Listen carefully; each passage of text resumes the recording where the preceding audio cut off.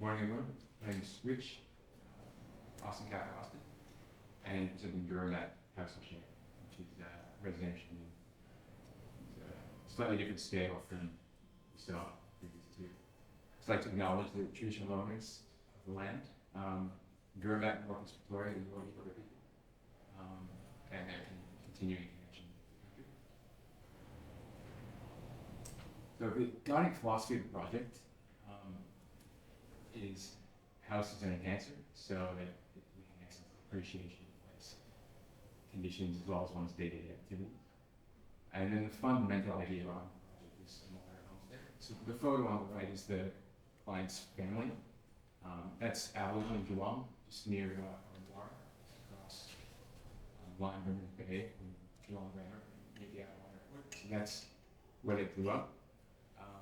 And they wanted to recreate that sort of feeling on it, but at the same time, that traditional homestead's quite introverted, looking quite dark buildings. So the idea was to connect with the landscape when you're inside. Just a photo on the left, and the covered carriageway as well as a direct reference to the original homestead. The core ideas behind the project are a wall front courtyard gardens. That's to create a microclimate.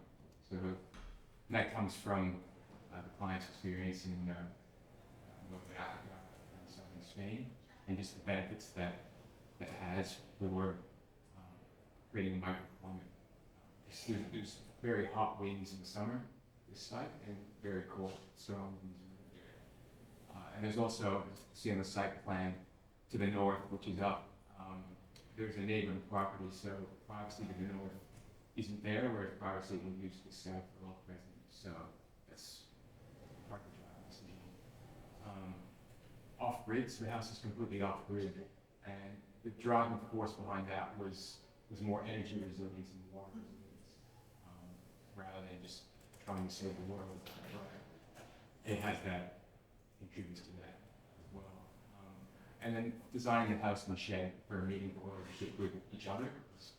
I know we've all driven in the country and you see quite a nice house, and then there's this really horrible long shed right next to it with no consideration, placement, size, and scale. Just that's all great work. So that was a driving part of it. And also the rainwater tanks, which we'll talk about a bit further as well. So how you deal with that much rainwater. There's over 500,000 liters of rainwater stored on site, plus the dams as well. So you have that many tanks, there's 8. Like, what do you do with them? They really dominate what you do with driving force for design. Just a small note is public benefit, the hospitality. So the Goorambat's part of the Silent Trail. That's a model there of an exhibition of Jimmy DeVat's work at Bed Square last year, the Middle Silent Trail. And the house just sits at the back of the town. So you can see the town there and the silos, the top right. And then we've got the town axis in blue and then the solar axis. And that's how it set up the building initially. So it was really hard to get a grapple on the site. And this was a blank paddock from the start. So I went back to that idea of, Roman town, two axes that you just cross and place them there. So and then how do you make that relate to the site? So the primary axis, the most important one being the solar axis, and the house gets that, and the shed gets the town axis. You can see the silos just near there as well. So the cafe would actually be in the shed, the front 2/3 of that. And there's quite a lot of traffic now on the sidewalk there, like 100,000 people a year, because that's just 2 signs to guest book. So it's more than I would have thought anyway. You can see the program response. The floor plan represents a response to the functional brief. There's a long corridor entryway gallery. So there's heirloom paintings from that homestead, and that's a great place to display them. As well, when you enter at entry, point 1, you get a view straight through the whole building, and then even through this glass break in the wall out to the country beyond. So you've got that connection as soon as you enter. And then there's that heavy rain-roof wall that runs down the center. And behind that are the bedrooms. So when you walk in, you don't even realize where the bedrooms and amenities and things like that are located. And then it just opens up in the living area with the connection to the south, and views to Mount Bulla in the Alps, and then to the north to the private courtyard, the walled garden.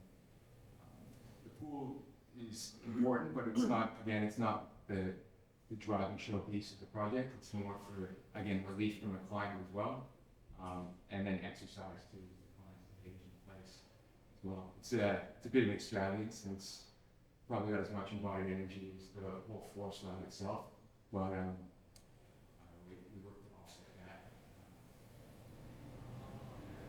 So here's some images of, you can see the central one of the entry. It's, you get a forced perspective, so it's almost 3 meters wide, the entry, and tapers to about 11 or 1200.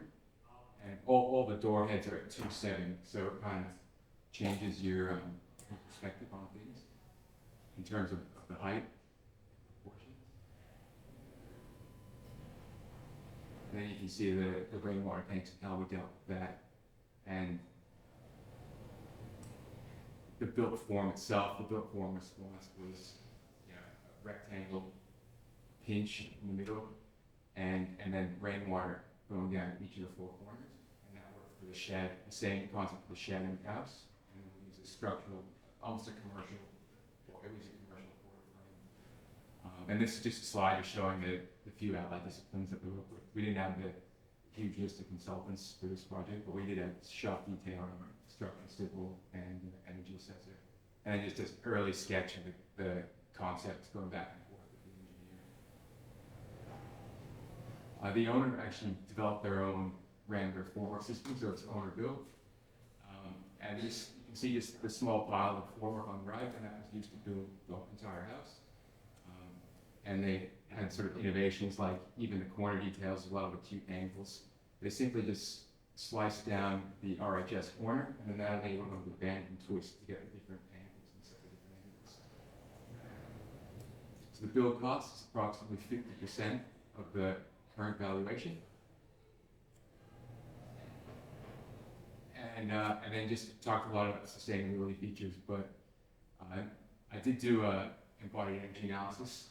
It's a bit rough, but I guess they all are. Even the really sophisticated ones are still a bit rough.